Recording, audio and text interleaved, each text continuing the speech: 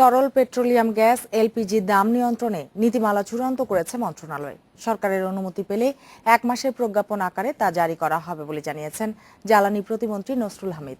তবে নীতিমালা করে দাম নিয়ন্ত্রণে এ খাতে নেতিবাচক প্রভাবের আশঙ্কা আমদানি ও বিপণন সংশ্লিষ্টদের। দেশে তরল পেট্রোলিয়াম গ্যাস এলপিজির চাহিদা প্রায় 10 লাখ মেট্রিক টন। সরকারি বেসরকারি পর্যায়ে আমদানির পর ঘাটতি 5 লাখ মেট্রিক টনের বেশি। এদিকে অদূর ভবিষ্যতে গ্যাসের স্বল্পতার কথা ভেবে এলপিজিতে গুরুত্ব দিচ্ছে সরকার। পাশাপাশি পাইপলাইনে আবাসিক গ্যাস সংযোগ না দেয়ায় প্রতিদিনই বাড়ছে চাহিদা। বর্তমানে চাহিদা প্রায় দ্বিগুণ হয়ে গেছে। সেই তুলনায় চাহিদা অনুযায়ী কোম্পানি মাল কোনো কোম্পানি দিতে পারতেছে, কোনো কোম্পানি দিতে পারতেছে। 40 প্রতিষ্ঠানকে এলপিজি আমদানি, উৎপাদন ও বাজারজাতের লাইসেন্স দেয়া হলেও কাজ করছে 10 থেকে 12টি। নীতিমালা না থাকায় এসব বিষয়ে নিয়ন্ত্রণও ছিল না সরকারের। অবশেষে চূড়ান্ত হয়েছে নীতিমালা, আর এর আলোকে 12.5 কেজি সিলিন্ডারের দাম নেমে আসছে 800 টাকার নিচে। এটা অ্যাপ্রুভাল হয়ে আসলেই আমরা এই পলিসি অনুযায়ী প্রাইস কন্ট্রোলের দিকে চলে যাব। প্রাইসটা রেগুলেট করব মন্ত্রণালয় থেকে।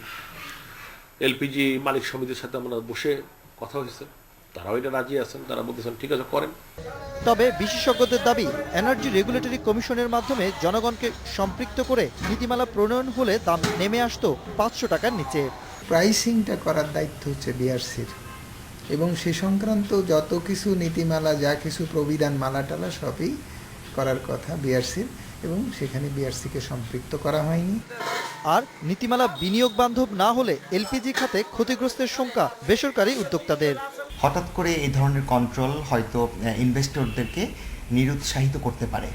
ব্যুরোক্রেটিক যেই ইস্যুগুলো ইদানিং আমরা লক্ষ্য করছি, সেই ব্যাপারগুলোতে আরও অনেক যত্নবান হওয়া উচিত। এলপিজি জনপ্রিয় করতে দামের পাশাপাশি সিলিন্ডারের মান নিয়ন্ত্রণেও সরকারকে কঠোর হওয়ার পরামর্শ ব্যবহারকারীদের। Ashraf Alam, independent news, Dhaka.